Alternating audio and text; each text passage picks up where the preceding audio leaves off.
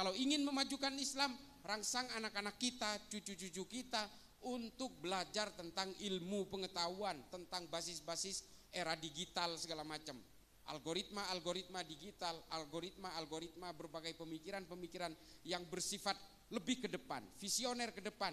Ini berikan kepada anak-anak kita. Ayo bareng-bareng makan pengajian, ganti hati senang, harap sholawatan, ngajak tonggo-tonggo, anak rombongan, berondal disewa, orang bangeongan.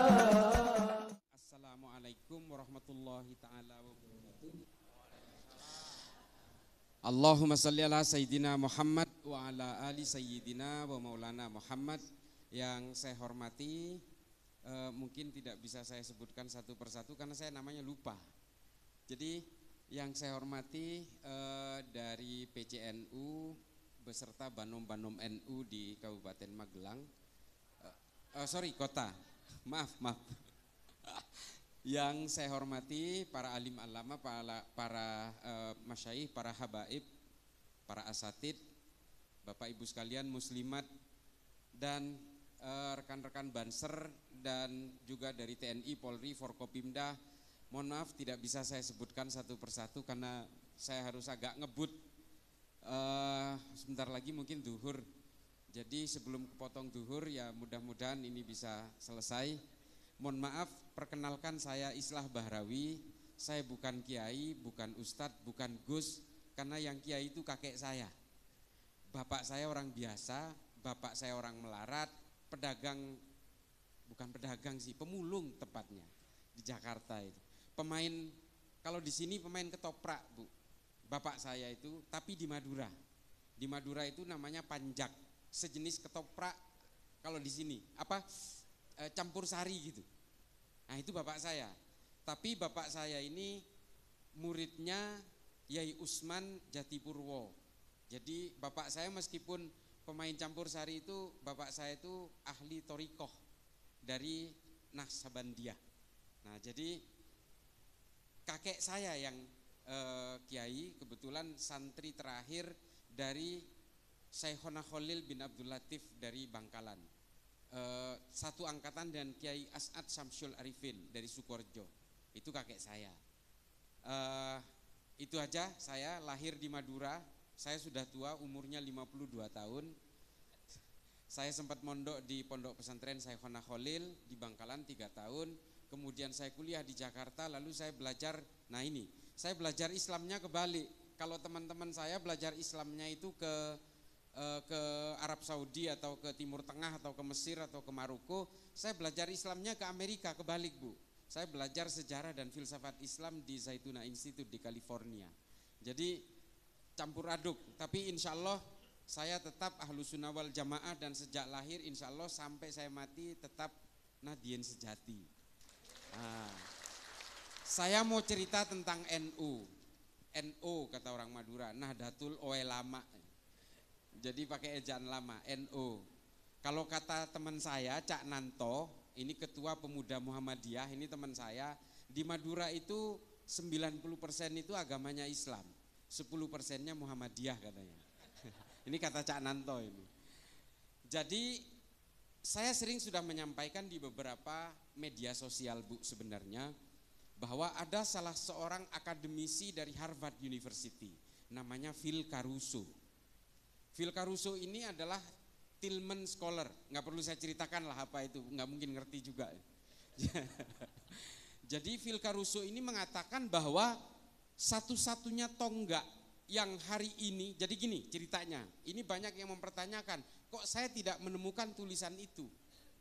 Karena memang ini diterbitkan dalam sebuah jurnal terbatas dari Harvard University di Amerika. Nah saya membacanya itu di Amerika. Jadi mungkin tidak dirilis ke sini karena memang di situ pada akhirnya ketika muncul wacana Islam Nusantara, Phil Caruso ini diserang. Karena menurut Phil Caruso salah satu kekuatan dari Nahdlatul Ulama itu Nahdlatul Ulama itu adalah satu entitas organisasi Islam terbesar yang percaya bahwa Islam itu bukan alat untuk mengarabkan seluruh umat Islam di seluruh dunia. Ini NU yang percaya itu, makanya kemudian NU itu hidup dengan metamorfosisnya dan diaspora Islam dimanapun di seluruh dunia, dan hidup dengan kebudayaan dan kearifan lokalnya. Jadi kalau Islam di Uzbekistan, Bu, itu budayanya ya budaya Uzbek. Islam di Cina itu budaya yang dipakai adalah budaya kearifan lokal Cina, suku Hui, dan termasuk orang-orang Cina di mana namanya di daerah-daerah provinsi bagian barat Cina, itu kebudayaannya kebudayaan Cina. Nah, kalau kita perhatikan dari bagaimana orang Islam ini kemudian menyebar dan kemudian menjaga budaya-budaya lokal itu supaya tidak keluar dari maqasidus syariah, ini sebenarnya pesannya Nabi. Kita tidak boleh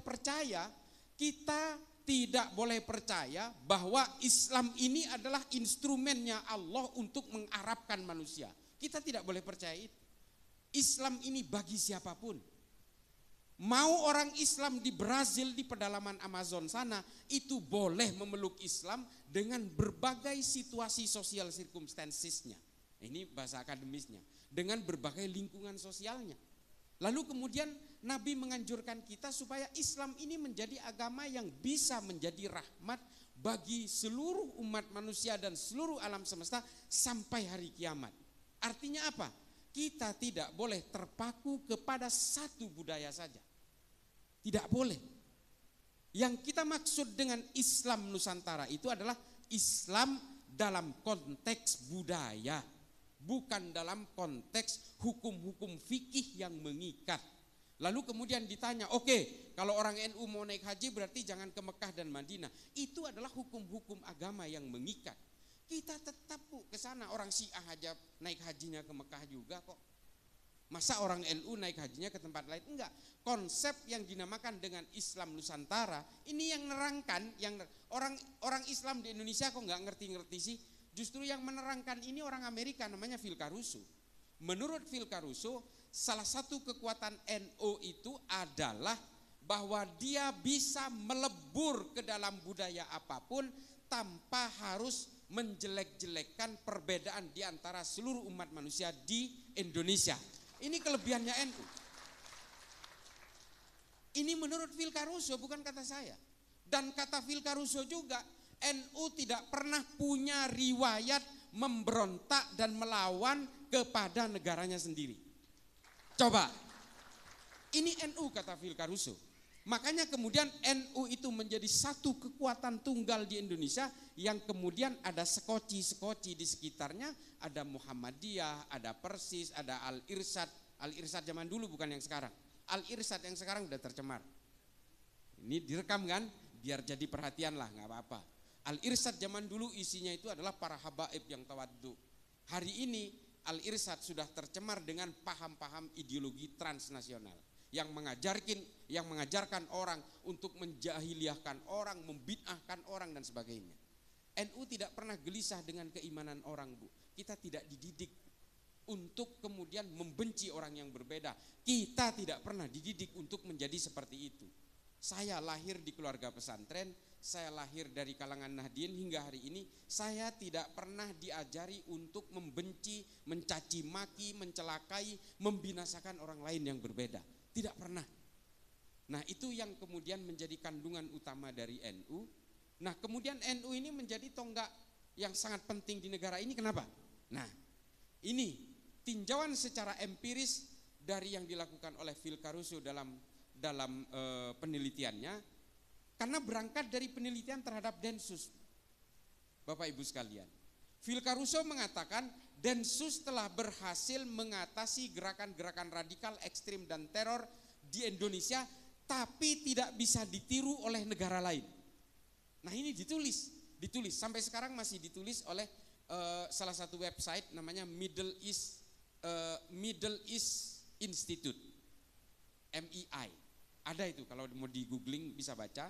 Nah, ini tulisan Phil Caruso yang mengatakan Densus itu berhasil mengatasi gerakan teror di Indonesia, tapi tidak bisa ditiru oleh negara lain. Somalia itu mati-matian mau niru Densus nggak bisa. Karena apa? Kata Phil Caruso nih, kata Phil Caruso. Karena negara lain tidak bisa meniru Densus karena negara lain tidak punya NU. Baca, kalau saya disangkain ngecap, baca tulisan googling aja Phil Caruso, PHILCARUSO, baca di situ, muncul paling awal di situ. Nah, ini bisa dibaca, artinya apa? Karena tidak punya NU. Apa coba? Mengapa NU itu kok seolah-olah betul-betul dianggap paling penting di negara ini? Sok penting gitu, enggak juga. Banser itu, saya kenapa nangis tadi waktu apel Banser, Bu? Saya itu betapa bangganya. Wallahi, tallahi, billahi, saya betul-betul begitu bangganya saya melihat tadi apel Banser. Saya membayangkan kalau Mbah Hashim hidup hari ini. Coba bayangkan betapa bangganya dengan barisan serbaguna ini. Dan betapa bangganya dengan kalangan muslimat dan juga berbagai banom-banom NU yang sudah mekar. Ketika NU berdiri tahun 1926 itu harus pura-pura membuat acara haulnya Mbah Holil di Surabaya. Ini berdirinya NU tahun 26 itu sampai harus berpura-pura. Hari ini kita bisa bergerak terbuka, bisa apel di lapangan alun-alun Magelang dan sebagainya. Ini betul-betul barokah para ulama. Nah, Banser ini jumlahnya 7 juta, Bapak Ibu sekalian. Ini soheh ini. Karena Gusmen kebetulan teman saya. Ini soheh karena berdasarkan data, 7 juta. Polisi jumlahnya 463 ribu. Tentara kurang lebih 1 juta. Coba bayangin, taruhlah Banser itu gak punya senjata. Taruhlah misalnya Banser itu mau ngelawan polisi dan tentara yang jumlahnya 1.500.000 orang. Karena tidak bersenjata, Banser itu taruhlah menang maju aja, ngegeruduk aja gitu. Taruhlah mati itu 3,5 jutanya separuhnya. 3,5 juta Banser itu bisa menguasai negara ini atas nama Nahdlatul Ulama. Apakah Nahdlatul Ulama mau? Gak mau. Kita tidak diajari untuk berkhianat terhadap negara ini. Tidak diajari untuk itu. Kelompok lain sudah pernah melakukan pemberontakan, Bu. Kartosuwiryo memproklamirkan diri di Tasikmalaya, negara Islam Indonesia, lalu membentuk Darul Islam, Tentara Islam Indonesia, membentuk kesatuan-kesatuan militer, memberontak pasukan Andi Aziz di Makassar, Karmuzakar di Banjarmasin, dan kemudian melakukan gerakan-gerakan negara Islam Indonesia hingga hari ini. Dan kemudian pecah menjadi JI, JAD, JAK, JAT, JAS, MMI, MIT, MIB, NII, Khilafatul Muslimin. Ini semua pecahan negara Islam Indonesia yang ingin memberontak kepada negara Indonesia dan menjadikan Indonesia negara agama. Apakah ini pernah dilakukan NU? Tidak pernah. Padahal NU itu adalah organisasi terbesar. Bansernya aja 7 juta. Belum kalangan Nahdliinnya. Coba bayangin, begitu gampangnya kita menguasai. Dan ketika para ulama merumuskan bagaimana negara ini harus bergerak ke depan, membuat satu filosofi Gronslah, filosofi dasar dari negara kita, NU bisa saja mengintimidasi semua ulama dan tokoh nasionalis pada waktu itu untuk menguasai negara ini. Tapi para ulama NU tidak mau melakukan itu. Ulama-ulama NU merekrut berbagai tokoh agama nasionalis dan berbagai organisasi dari Muhammadiyah dan sebagainya untuk merumuskan bersama-sama bagaimana kita ke depan supaya kita tadi tidak saling gontok-gontokan. Lalu kemudian diputuskan sebuah al-asobiyah. Ini kata Ibnu Khaldun, Bu, dalam Al-Muqaddimah. Para ulama kita ini enggak bego, enggak bodoh. Beliau itu membuat rumusan bersama itu berdasarkan rujukan pemikir-pemikir Islam abad pertengahan. Namanya Ibnu Khaldun, namanya Abu Bakar Ahmad Ad-Dinawari. Ada kitab namanya Al-Mujalas wa Jahirul Ilmi yang membahas tentang bagaimana membela negara. Dan kemudian merumuskan Pancasila dengan Bhinneka Tunggal Ika, yang kemudian setelah kita teliti hari ini ternyata terilhami dari tulisan Ibnu Khaldun dalam Al-Muqaddimah pada abad ke-13. Coba, ulama kita ini enggak begitu aja memikirkan itu. Oh, kemudian kalau kita berpikir hari ini al-asobiyah itu adalah Pancasila, ya itulah hasil rumusan para ulama. Karena dulu Nabi ketika menguasai Madinah, beliau langsung membuat satu piagam Madinah sebagai tonggak kesepakatan bersama antara suku Aus dan suku Hazrat, pribumi dan pendatang yang kemudian disatukan dalam Muhajirin dan Ansor. dan menyatukan orang-orang Nasrani dan orang Yahudi menjadi satu entitas bersama bernama negara Madinah dengan piagam Madinah. Piagam Madinah ini mengatur apa? Mengatur hak dan kewajiban yang sama antara orang-orang yang berbeda, ya. Lalu kemudian mengatur juga semua bahwa manusia siapapun di Madinah, harkat dan martabatnya harus semuanya diakui tanpa melihat latar belakangnya, suku maupun agamanya. Nah, dari sini kemudian memecah dua pemikiran tadi yang saya sebutkan. Abu Bakar Ahmad Ad-Dinawari menulis Al-Mujalasah wa Jahirul Ilmi, merumuskan itu. Artinya apa? Membela negara itu adalah hukumnya wajib. Ini juga yang kemudian oleh Mbah Hashim ditekankan kepada kita, kita semua adalah fardu ain dalam membela negara. Ini semua sanadnya mengalir dari Kanjeng Nabi. Lalu kemudian ada seorang mu'allaf tiba-tiba ujuk-ujuk umur 40 mengenal Islam, namanya Felix Yao, mengatakan membela tanah air tidak ada dalilnya dalam Islam. Saya katakan sedikit kasar, ini goblok namanya. Salah satu korban perang Uhud itu namanya Mukhairik, orang Yahudi. Hanya 2 kitab sejarah yang menerangkan Mukhairik ini sudah memeluk Islam ketika ikut perang Uhud, tapi 8 diantaranya yang lain mengatakan dia masih Yahudi. Mukhairik ini adalah seorang pemuka agama Yahudi, kalau di Yahudi itu namanya rabi. Dia adalah seorang rabi. Perang Uhud itu terjadi hari Sabtu.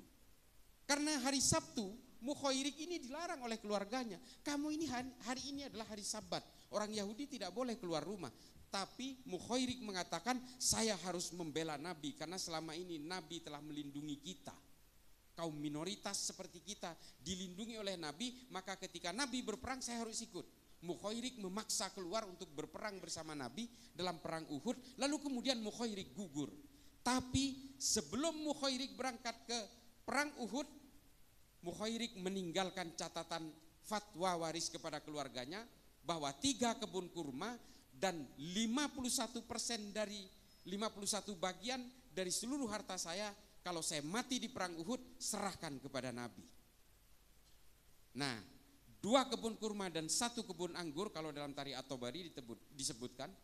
Ini kemudian ketika gugur Mukhairik dalam perang Uhud, semua harta yang difatwa wariskan ini diserahkan kepada Nabi. Lalu Nabi membuat lembaga wakaf pertama di dunia, Baitul Mal pertama di dunia, untuk menyantuni janda-janda perang dan anak-anak yatim karena korban perang. Nah, Baitul Mal pertama yang dibuat oleh Nabi ini modalnya dari mana? Dari orang Yahudi yang namanya Mukhairik. Ini loh yang dimaksud bahwa semua orang punya hak dan kewajiban yang sama dalam satu negara, menjunjung tinggi kesepakatan bersama yang bernama Pancasila yang pada zaman Nabi disebut Piagam Madinah. Ini Bapak Ibu sekalian. Jadi ajaran-ajaran yang dilakukan oleh para ulama NU untuk merumuskan Pancasila sebagai dasar negara ini tidak ujuk-ujuk. Pemikiran Ibnu Khaldun ini kemudian dipakai oleh Adam Smith, John Locke, John Maynard untuk merumuskan demokrasi modern hari ini. Pemikiran-pemikiran tentang dunia kapital, bagaimana aliran modal dipegang negara untuk mengaktifkan UMKM, pedagang kaki lima dan sebagainya. Ini berawal dari pemikirannya Ibnu Khaldun dalam Al-Muqaddimah. Gak mungkin baca, udahlah saya baca sampean dengerin aja. Tapi kalau mau tertarik baca Al-Muqaddimah, komplit tentang politik, ekonomi, sosial dan sebagainya. Karena Ibnu Khaldun ini juga seorang ahli sejarah, Ibnu Khaldun juga seorang polimath, ahli dalam segala hal. Nah, dulu pemikir Islam itu semuanya polimath. Polimath ini artinya adalah bisa apapun. Ibnu Sina itu selain ilmu kedokteran, dia juga bisa mengukur jarak antara bulan dan matahari. Ini Ibnu Sina ini. Hari ini oleh orang-orang Wahabi dikafirkan karena dia orang Persia. Coba. Ini nanti akan saya bahas sedikit di bagian terakhir.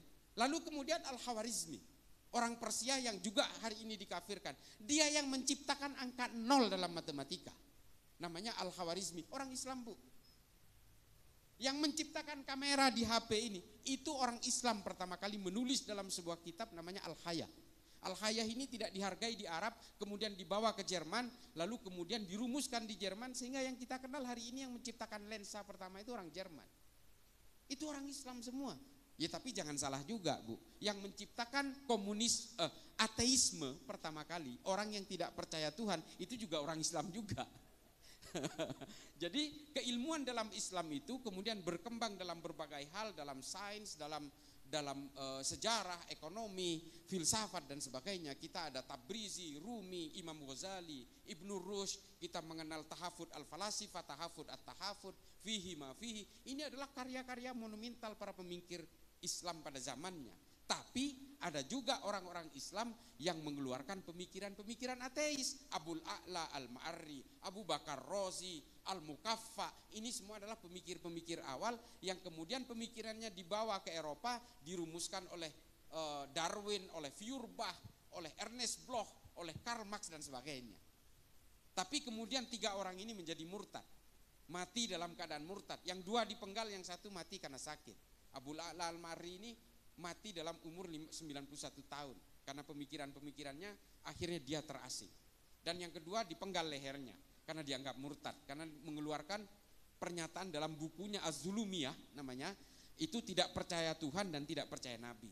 Nah ini nggak usah kita ikutin, saya hanya cerita aja bahwa bagaimana keilmuan dalam Islam itu berkembang pada abad pertengahan itu, yang kemudian mengilhami berbagai pemikir-pemikir Islam hari ini. Persoalannya kemudian adalah keberagaman kita di Indonesia ini menjadi persoalan ketika muncul aliran-aliran baru, kelompok-kelompok baru demi kepentingan-kepentingan politik. Nah ini Bu, soal politik inilah yang memporak-porandakan semua agama. Semua agama hancur lebur dan terpecah belah menjadi sekte-sekte dan aliran-aliran karena kepentingan-kepentingan politik. Islam terpecah belah karena politik. Orang Islam membunuh Sayyidina Utsman, orang Islam membunuh Sayyidina Ali, membunuh Sayyidina Hasan, Sayyidina Husain, terlibat dalam perang sesama orang Islam, perang Jamal, perang Siffin, perang Hurrah, perang Nahrawan, perang Zab. Ini perang sesama orang Islam karena apa? Karena persoalan-persoalan politik.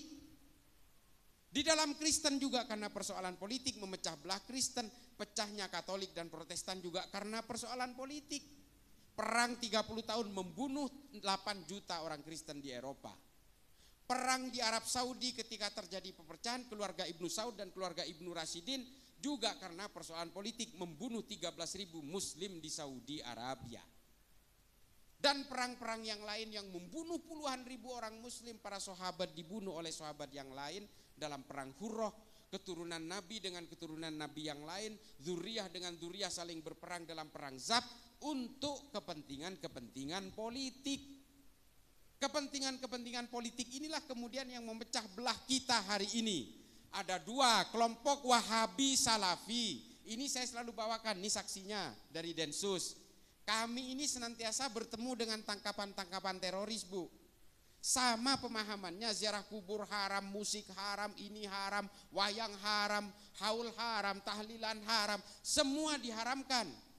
Kalau hari ini masih ada orang-orang Wahabi Salafi yang masih sejuk-sejuk, itu awal-awal aja. Produk akhirnya nanti jadi teroris juga. Karena semua diharamkan, semua musuh, semua kafir, semua takfir, dan semuanya orang-orang jahiliyah. Aswaja itu diplesetkan menjadi warisan jahiliyah. Aliran sesat warisan jahiliyah. Ini di mata mereka. Padahal di kita Aswaja itu adalah Ahlus Sunnah wal Jamaah. Nah ini ada teman saya dari Gus Ulil dari Wonosobo, Gus Ulil Albab. Ini dari Batsul Masailnya Nahdlatul Ulama. Ini teman saya baru lihat, sorry. Ustadz. Jadi ini semua kemudian yang memporak-porandakan kita. Belum kita bicara tentang Hizbut Tahrir Bu, dengan agenda khilafah dan sebagainya. Belum kita berbicara tentang Ikhwanul Muslimin. Ikhwanul Muslimin ini yang justru paling bahaya. Saya katakan bahaya kenapa? Pak, saya ini sudah berkali-kali ke Mesir.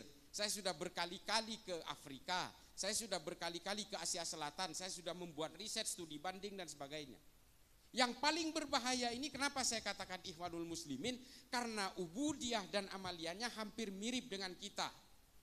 Mirip dengan orang-orang Nahdien. Mereka juga maulidan, mereka juga ziarah kubur, mereka juga datang ke haul, mereka datang ke tahlilan. Sama Pak, sama-sama Asy'ariyah, sama. Konsep tauhidnya sama, konsep akidahnya mirip.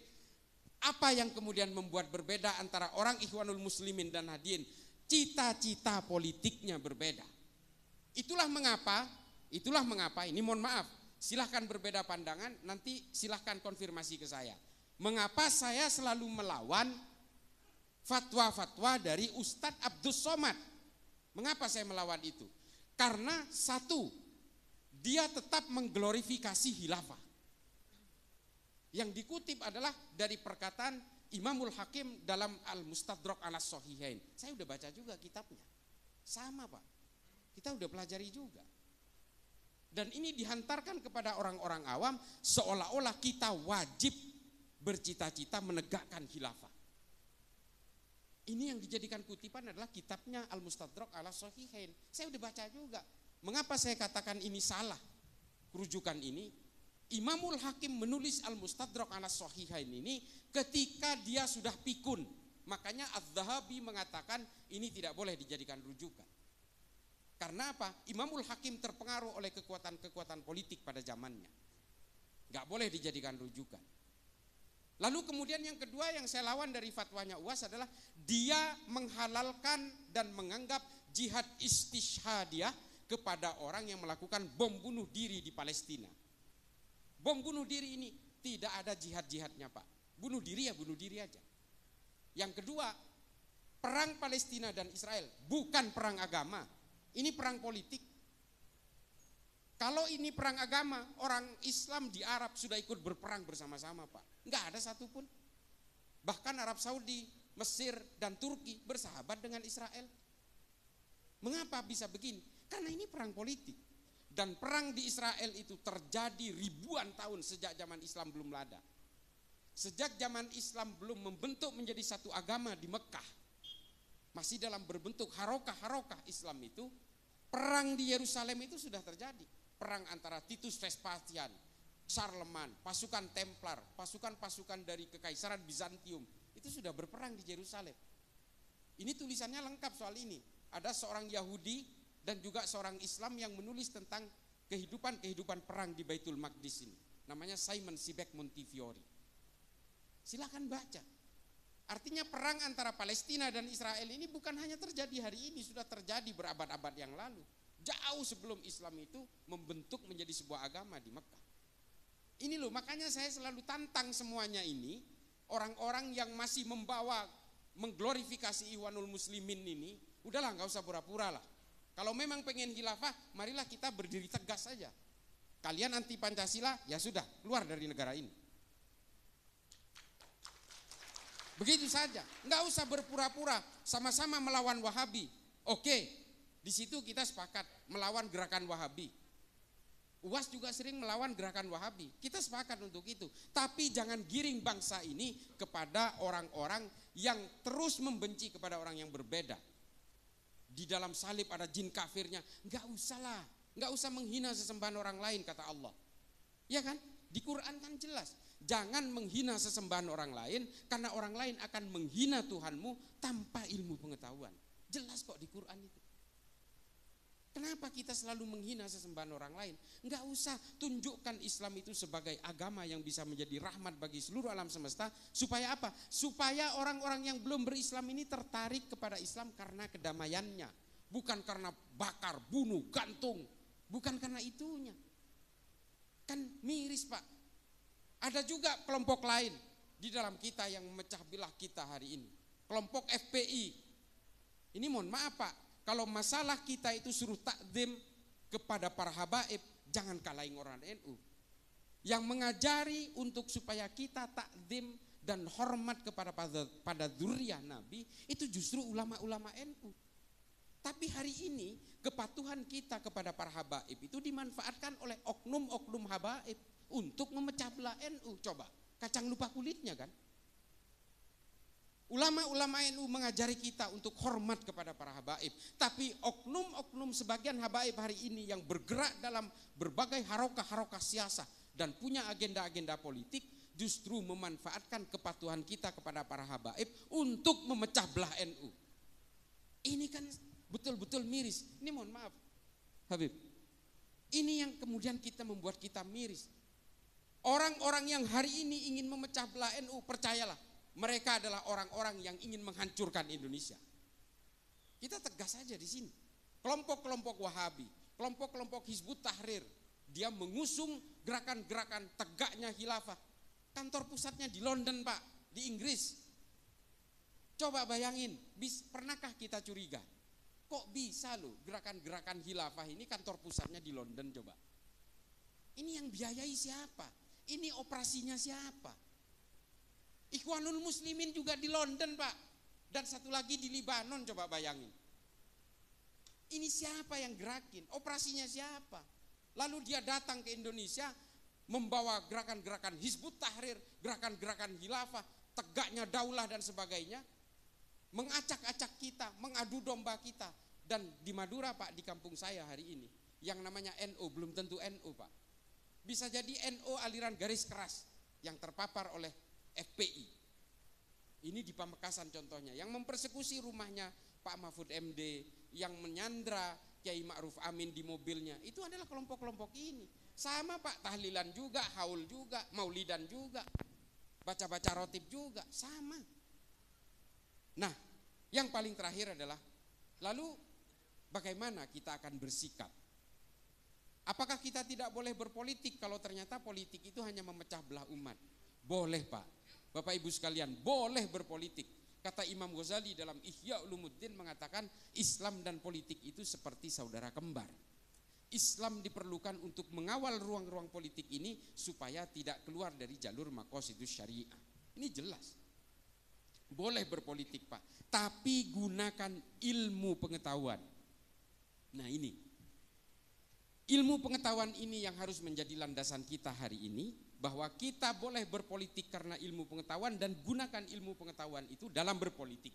Ini jelas. Makanya saya bukan karena sesama Madura, Pak. Saya senang sekali dengan Pak Mahfud MD. Pak Mahfud MD ini legislatif sudah, yudikatif sudah, sekarang ada di eksekutif. Padahal dia ini, Pak, hanya menggunakan ilmu pengetahuannya aja. Dan dia menggunakan ilmu pengetahuan itu dalam ruang-ruang politik. Kalau ingin dimusuhi Pak Mahfud MD, gampang, Pak, gampang. Coba aja dia sogok, Pak. Dimusuhi seumur hidup. Demi Allah, ini banyak cerita soal itu karena saya dekat dengan beliau. Wallahi, banyak orang yang mau nyogok beliau, Pak, terutama ketika kasus-kasus terakhir-terakhir ini, supaya dia diam jangan bersuara. Dimusuhi semua itu yang berusaha nyogok itu. Mulai dari polisi, tentara, semua dimusuhi. Karena menurut dia ini orang nggak amanah. Kalau dia udah pejabat negara tapi dia mau nyogok saya, berarti ini nggak amanah. Dimusuhin, Pak. Ini Pak Mahfud. Nah, banyak tokoh-tokoh dalam Islam yang berpolitik karena ilmu pengetahuan.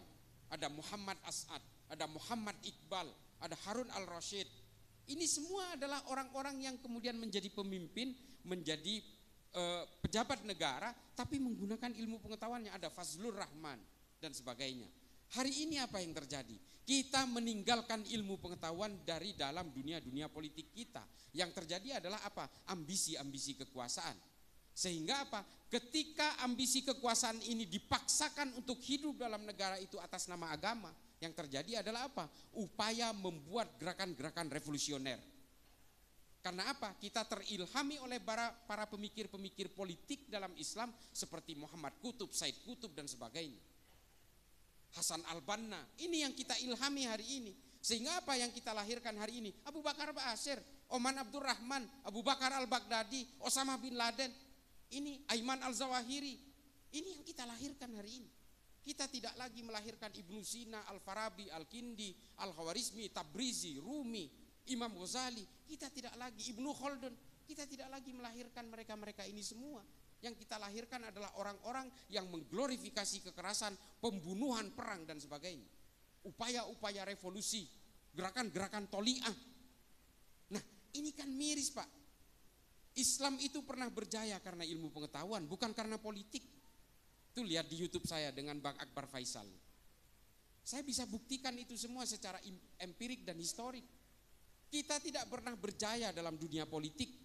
Kalau kita berjaya dalam dunia politik, sampai hari ini mungkin politik Islam sudah berjaya di mana-mana. Tidak, Pak. Di Granada tumbang abad ke-14. Kekhalifahan Turki Utsmani tumbang 1924. Dan akhirnya yang terjadi apa hari ini? Monarki-monarki di negara Arab yang masih mengatasnamakan Islam. Padahal semua itu adalah untuk kejayaan keluarganya mereka. Kejayaan dinasti-dinasti. Ini bukan politik Islam, ini politik keluarga aja. seperti Ibnu Saud di Qatar, Kuwait, ini kan keluarga semua. Nah, ini kan mulkan-mulkan yang sebenarnya hanya mengatasnamakan Islam tapi sebenarnya enggak Islami juga. Orang-orang dari kerajaan-kerajaan Kuwait, Qatar dan sebagainya kalau ke Eropa mereka pakai bikini juga, Pak.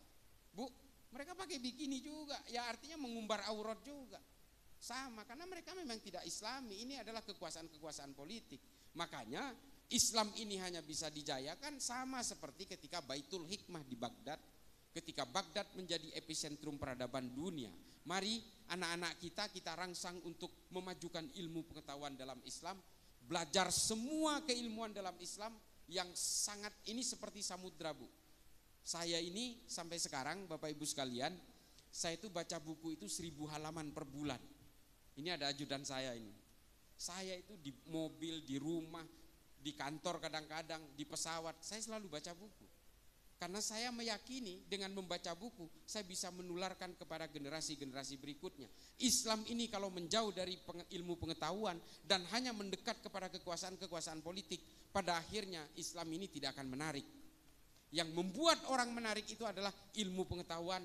Orang cinta kepada Islam karena Ibnu Sina banyak. Pemikiran Ibnu Sina dalam ilmu anatomi tubuh dipakai sampai sekarang. Angka 0 dalam matematika yang dikeluarkan Al-Khwarizmi dipakai sampai sekarang. Coba, ilmu-ilmu aljabar dan sebagainya. Pemikiran-pemikiran Ibnu Sina tentang astronomi, tentang astrologi dan sebagainya, ini dipakai sampai sekarang. Ilmu tentang biologi, tumbuh-tumbuhan, ini ditulis dalam kitab An-Nabat oleh Abu Bakar Ahmad Ad-Dinawari. Sampai sekarang dipakai tentang ordo klasifikasi tumbuh-tumbuhan. Ini dari Islam semua, Bu, Bapak Ibu sekalian. Makanya kembalikan kejayaan Islam ini lewat ilmu pengetahuan. Kalau dengan politik kita hanya bermimpi tentang perang, bagaimana melakukan proses negosiasi politik di tingkat elit, bagaimana berbagi konsesi kekuasaan dan sebagainya. Enggak jauh-jauh dari situ. Dan ketika satu negara itu dikuasai oleh kelompok Islam, percayalah nanti akan berperang dengan sesama kelompok Islam. Di Afghanistan sudah terjadi, Bu. Taliban menguasai atas nama Islam, tapi kemudian muncul musuh dari Aliansi Utara, muncul musuh dari ISIS Khorasan. Karena selalu begitu, Bu. Kekuasaan yang mengatasnamakan agama pada akhirnya terjebak dalam firqoh-firqoh yang berbeda-beda, kelompok-kelompok yang berbeda. Karena apa? Dari tafsir-tafsirnya di Islam itu sudah berbeda-beda. Dari mazhab sudah berbeda-beda, dari manhaj sudah berbeda-beda. Makanya ketika kelompok Islam itu menguasai satu panggung politik, biasanya perpecahan terjadi. Yang satu ingin begini, yang satu ingin begitu. Pada akhirnya apa? Yang satu semua ingin diakomodasi, perang satu sama lain sesama Islam. Ini sudah terjadi. Sunni dan Syiah itu pecah karena persoalan politik. 1400 tahun belum selesai permusuhannya sampai hari ini. Nah, jadi Bapak Ibu sekalian, kalau ingin memajukan Islam, rangsang anak-anak kita, cucu-cucu kita untuk belajar tentang ilmu pengetahuan, tentang basis-basis era digital segala macam. Algoritma digital, algoritma berbagai pemikiran-pemikiran yang bersifat lebih ke depan, visioner ke depan. Ini berikan kepada anak-anak kita. Demikian, mudah-mudahan nanti bisa ada tanya jawab.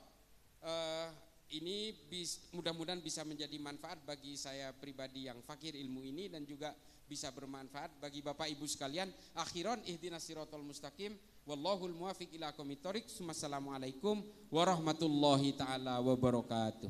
Waalaikumsalam warahmatullahi wabarakatuh. Masya Allah, daging banget gitu ya ngajinya ya Gus. Masya Allah, luar biasa sekali. Dan mungkin ada kesempatan kita untuk sesi tanya jawab dulu. Mungkin 1 atau 2 Gus berkenan untuk bisa menjawab pertanyaan dari para jamaah pada yang berkesempatan kali ini telah hadir. Siapa yang mau tanya kepada Gus Islah? Ada mungkin mbak-mbaknya ya? Oke, bisa. Mas Panitia mungkin kita bisa dibantu dengan mic dari FOH, mungkin bisa bantu 1 mic ya. Oke, yang putri ditahan dulu ya. Yang putra sekarang, ada nggak nih yang putra mau tanya? Ya, mana? Oh Bapak ya, oke Bapak ada pertanyaan, baik. Ada 2 pertanyaan yang pada kesempatan kali ini akan disampaikan. Baik, terima kasih. Ya, baik. Mungkin bisa merapat ya. Oke. Iya, yang ibunya dulu.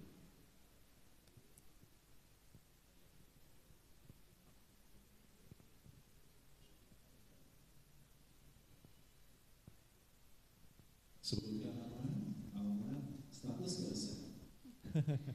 Baik. Assalamualaikum warahmatullahi wabarakatuh. Waalaikumsalam warahmatullahi wabarakatuh. Nepangaken kawula ati perwakilan dari PC ISNU Kabupaten Magelang. Alhamdulillah ketuanya juga dari Untidar Pak Ibrahim. Matur nuwun sanget. Untidar menika saged rawuh Pak Profesor niki kula perwakilan nggih. Di sini saya ingin bertanya kepada Kang Bogi, bagaimana untuk melanjutkan tawaran panjenengan mengenai pelatihan napa nggih pengkaderan di kontra narasi. Mangke narah hubungnya bagaimana? Kayaknya kok ini oleh-oleh yang sangat luar biasa di menyambut 1 abad NU ini. Semoga kader-kader NU kita berkualitas. Saya takjub banget saged rawuh saged silaturahim di sini kok ada oleh-oleh ini, terus saya itu aja saya langsung di follow up ya? Gitu. Yeah. Kersane ada tindak lanjutnya, tidak hanya omong kosong ngoten nggih. Yeah. Terima kasih dari saya. Wassalamualaikum warahmatullahi wabarakatuh. Waalaikumsalam warahmatullahi wabarakatuh. Baik, berikutnya yang di belakang dari Mas Moy. Bapak, ya. Assalamualaikum warahmatullahi wabarakatuh. Waalaikumsalam. Alhamdulillah saya bisa datang ke sini, saya bersyukur sekali bisa ketemu sama Cak Islah. Saya kagum dengan beliau karena banyak sekali melihat video beliau. Alhamdulillah. Dan seperti yang dikatakan Pak Buki tadi, kontra narasi itu sebetulnya juga bermasalah buat kami yang sering melakukan kontra narasi di grup-grup WA ataupun grup-grup lainnya. Yang itu juga menyebabkan kami itu jadi seakan dimusuhi sama mereka, karena yang melakukan kontra narasi itu sangat sedikit dibanding orang-orang yang menyebarkan hoaks dalam grup. Salah satunya cara saya menjawab adalah menggunakan kalimat-kalimat dari Cak Islah. Kalau itu belum jelas, saya kirimkan videonya secara utuh, dan itu pun belum bisa diterima. Akhirnya terjadi permusuhan yang keras sampai datang ngonek-ngonek itu terjadi. Ya, itu mungkin juga karena yang pingin melakukan kontra narasi itu berpikiran alah gitu aja kok repot nang wae. Nah, sebetulnya kelemahan dari kita khususnya warga NU itu untuk melakukan kontra narasi itu mungkin berpikir ngene iki wis ayem. Atau mungkin juga bahan ilmu untuk menjawab itu juga kurang, karena kemungkinan mereka itu banyak yang terlatih, yang didoktrin sama ustadz-ustadz mereka di mana pengajian yang mereka ikuti itu banyak ilmu yang digunakan untuk mereka melakukan penyerangan-penyerangan terhadap pemerintah ataupun Islam yang tidak sepaham dengan pemikiran mereka. Ya, pertanyaannya Bapak mohon izin. Yang jadi pertanyaan saya, seakan-akan kenapa kok sekarang banyak pengajian yang menyebarkan doktrin-doktrin yang saya anggap itu memusuhi Islam yang tidak sepaham dengan mereka, memusuhi pemerintah, itu kok seakan-akan tetap berjalan dengan tenang. Khususnya adalah yang di lingkungan universitas. Saya banyak bertemu dengan anak-anak yang dulunya dia itu rajin mengikuti pengajian saat kuliah. Setelah selesai kuliah itu jadi orang yang keras. Nah, apakah benar Pak untuk pengajian-pengajian di lingkungan universitas yang keras-keras itu memang didiamkan saja, ataukah ada trik lain untuk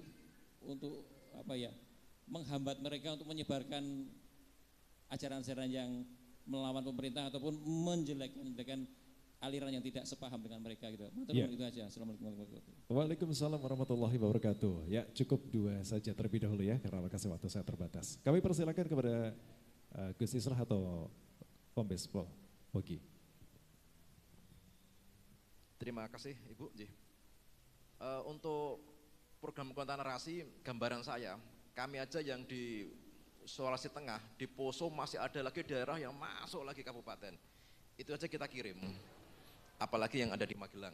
Ya, kita hanya 5 jam saja dari kantor kami.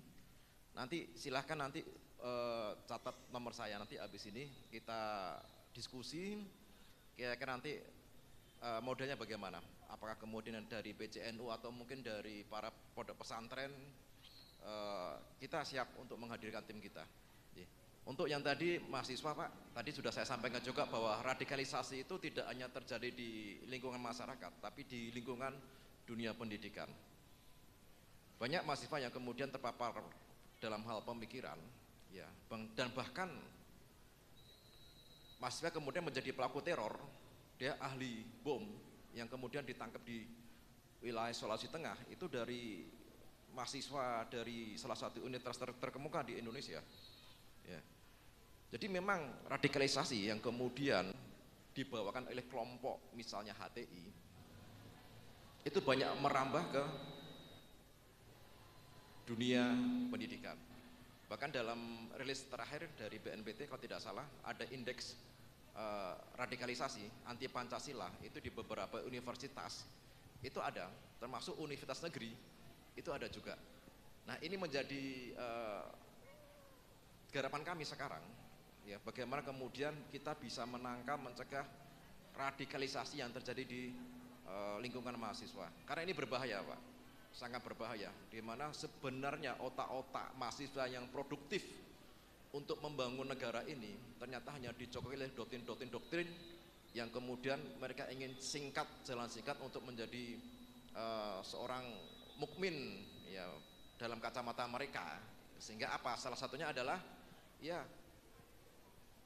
mengkafirkan sistem yang ada di negara ini, sistem pemerintah, ya, kita togut dan sebagainya, yang akhirnya nanti tujuan utama adalah mereka bagaimana bisa menyongkong adanya khilafah yang ada di Indonesia, yang kemudian ini bisa membahayakan negara ini kalau kemudian dari lingkup pelajarnya, mahasiswanya yang produktif sebenarnya untuk membangun bangsa itu kemudian terpapar oleh virus yang namanya virus radikalisme ini. Begitu Pak. Ya, sekali lagi itu ada Pak, dan itu sedang menjadi perhatian khusus dari negara terkait penyebaran radikalisme di lingkungan kampus atau mahasiswa. Terima kasih. Baik, terima kasih. Ya. Baik, mungkin Gus Islam mau menambahkan sedikit saja.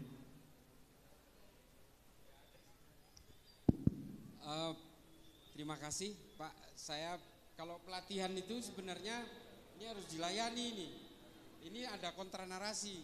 Nah biasanya kalau ada training tentang algoritma digital ya Mas Bogi istilahnya, itu biasanya juga dikasih bantuan device biasanya ya, gadget satu, handphone apa gitu untuk mengglorifikasi berbagai ideologi kebangsaan.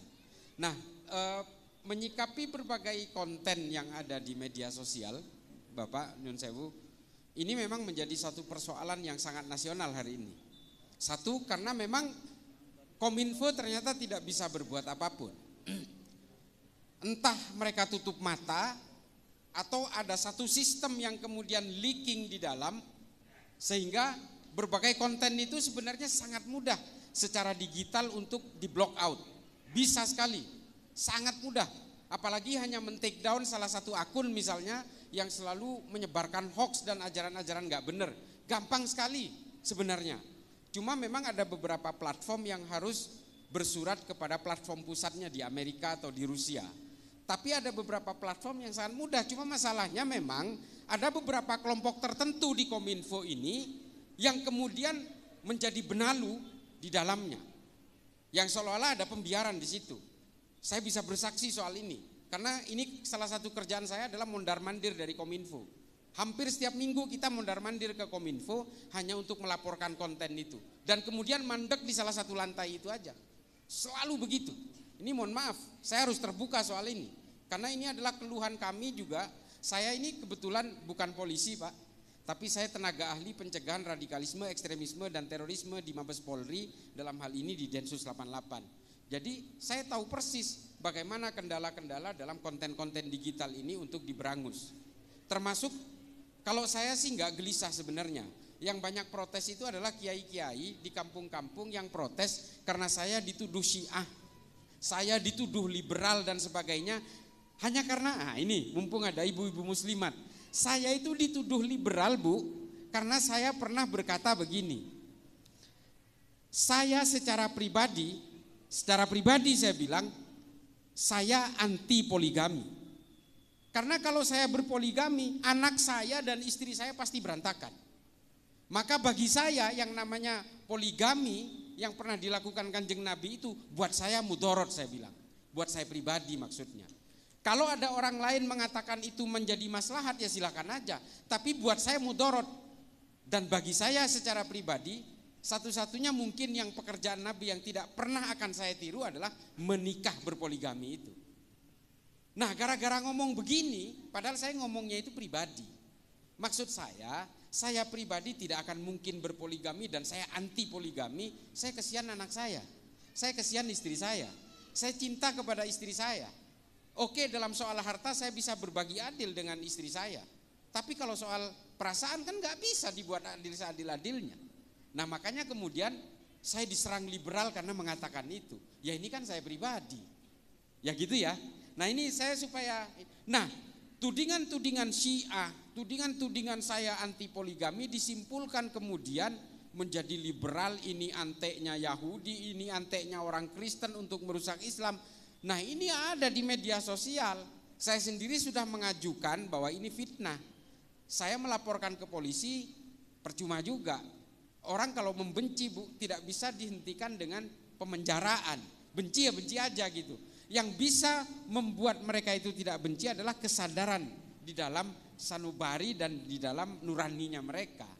Makanya saya tidak mau laporin mereka ke polisi, tapi atas usulan dari para kiai di daerah-daerah, terutama dari kiai-kiai NU, Gus ini bahaya buat sampean, nanti sampean karena ini disampaikan berkali-kali bahwa sampean ini Syiah, sampean liberal, nanti pada akhirnya banyak orang yang percaya. Nah ini saya mengajukan take down terhadap konten-konten ini saja. Ini tidak pernah dilaksanakan oleh Kominfo. Untungnya yang men-take down itu Allah. Yang paling getol menyerang saya Syiah dan liberal itu ada kiai, katanya kiai, menurut saya bukan. Itu di Jember, nama akunnya Benteng Akidah. Ternyata dia meniduri 14 santrinya dan 1 ustadana, namanya Fahim, sekarang udah di penjara. Ternyata Allah yang men-take down dia, bukan, nggak perlu Kominfo. Karena yang menyuarakan bahwa saya ini dibiayai oligarki, saya ini Syiah, saya ini liberal, ini orang ini pertama kali. Hanya untuk menghujat saya, dia membuat 6 konten di YouTube-nya, coba bayangin. Hanya untuk menghujat saya. Ya alhamdulillah, Allah mungkin yang tidak terima, akhirnya ditunjukkan oleh Allah kepada kita semua kejahatan dia. Dan ternyata memang dia punya masalah dengan persoalan-persoalan nafsu seksualnya ini. Akhirnya ya diringkus sama polisi ya. Ya kita sih tidak mau ingin membuka aib saudara-saudara kita, tapi pada akhirnya kita itu jangan pernah tertipu oleh jubah-jubah agama. Jangan pernah tertipu oleh mereka yang membajak kesalehan-kesalehan. Karena kita semua ini sejatinya adalah pendosa. Kita semua ini adalah pendosa. Yang tidak punya dosa itu hanyalah Nabi. Jangan kemudian kita merasa paling suci dan kemudian kita merasa berhak untuk menghakimi orang lain bahwa orang lain pasti masuk neraka, kita pasti masuk surga. Janganlah. Jangan pernah menyerobot hak-hak Allah dalam menentukan penghakiman dan juga menentukan siapa kafir, siapa bukan kafir. Jangan serobot. Udahlah, kita ini hidup biasa aja, kita beribadah kepada Allah, kita menjunjung tinggi kemanusiaan dan kedamaian. Mari majukan Islam dengan ilmu pengetahuan. Sederhana, itu aja. Terima kasih, terima kasih. Terima kasih, Masya Allah, luar biasa sekali. Dan hadirin yang berbahagia pada kesempatan kali ini, untuk Anda yang sudah berkenan hadir, maka sesi tanya jawab kita sudah terlebih dahulu ya. Dan insya Allah di kesempatan yang datang kita doakan Gus Islam selalu diberikan usia yang panjang, diberikan keberkahan, kesehatan selalu, sehingga kita bisa bertemukan lagi di majelis yang kesempatan yang akan datang. Sebelumnya kita akan menyimak dulu sejenak doa Tetapi sebelumnya kita akan mengikuti momen yang cukup luar biasa sekali, di mana nanti ada kejutan spesial dari Gus Islah yang akan disampaikan kepada Bapak Sekda Kota Magelang, kepada Bapak Joko Budiono. Ya, ini ada sedikit cenderamata hadiah spesial untuk hari jadinya Bapak Joko Budiono. Berikan aplausnya boleh? Oh iya, saya lupa. Selamat ulang tahun Pak Joko. Ini teman saya ini dari sejak dulu dengan Kiai Yusuf Hudori. Masya Allah, barakallahu fi umrik Pak Joko, sehat selalu, semoga tetap bisa menjadikan Kota Magelang lebih maju lagi ya. Oke, kepada Gus Islah kamu mohon izin untuk bisa memberikan cenderamata yang sangat menarik ini. Ini dari Gus Islah kepada Bapak Joko, mungkin bisa diabadikan. Iya. Dan mohon izin Pak Joko untuk bisa langsung membukanya Pak Joko. Kira-kira apa ini isinya? Oke, kita buka bersama-sama. Ya, masih susah sekali ini ya. Sangat rapi ya. Baik, kita buka bersama-sama 1, 2, 3 dan inilah dia. Fotonya kebalik ya. Baik.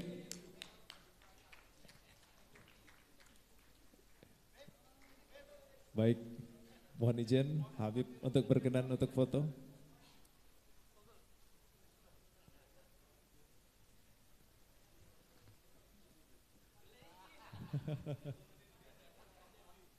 Baik, ini dia. Teman-teman mungkin ada yang ingin mengabadikannya? Iya, baik.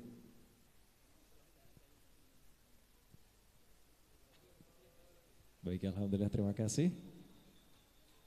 Ya, sekali lagi kami ucapkan selamat ulang tahun untuk Bapak Joko Budiono. Dan hadirin yang berbahagia, untuk menutup rangkaian acara pengajian akbar 1 abad Nahdlatul Ulama, pada kesempatan kali ini mari kita berdoa bersama-sama terlebih dahulu. Semoga Allah Subhanahu wa taala senantiasa memberkahi kita semua. Kepada beliau Ketua Syuriah PCNU Kota Magelang, Kiai Zainuddin, kami silakan untuk memimpin doa. Al-Fatihah. A'udzubillahi minasyaitonir rajim. Bismillahirrahmanirrahim. Alhamdulillahirabbil alamin. Iyyaka na'budu wa iyyaka nasta'in. Ihdinas siratal mustaqim. Shiratal ladzina an'amta 'alaihim ghairil maghdubi 'alaihim. Bismillahirrahmanirrahim. Alhamdulillahirabbil alamin. Hamdasy syakirin, hamdaz zakirin.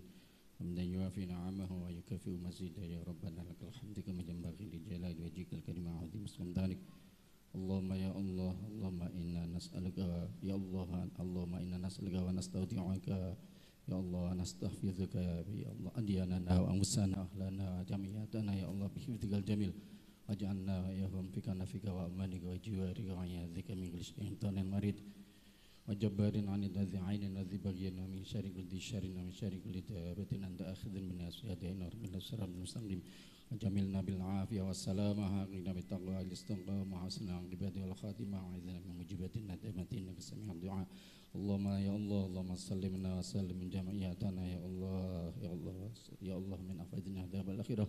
Allahumma ja'alna ahlana ladana ya Allah min ahli sunnati wal jamaah. Allah ja'alna ya min al-ithmi wa syarri ahli bid'ah wa dhalalah. Allahumma ya Allah, Allahumma ja'al jami'atana nahdlatul ulama jami'atan nafi'atan mubarakatan ya Allah, ya Allah, ya Allah, Rabbana ya Allah. Allahumma ya Allah, Allahumma ya Allah, Allahumma sallimna ya Allah, sallim jami'atana ya Allah min afatina azabil akhirah ya Allah. Rabbana atina fid dunya hasanah wa fil akhirati hasanah wa qina azaban nar. Wassallallahu ala sayyidina Muhammadin nabiyil ummi wa ala alihi washabihi wa baraka wa sallam. Bifadli subhana rabbika rabbil izzati amma yasifun wa salamun ala mursalin walhamdulillahi rabbil alamin. Sirrul Fatihah.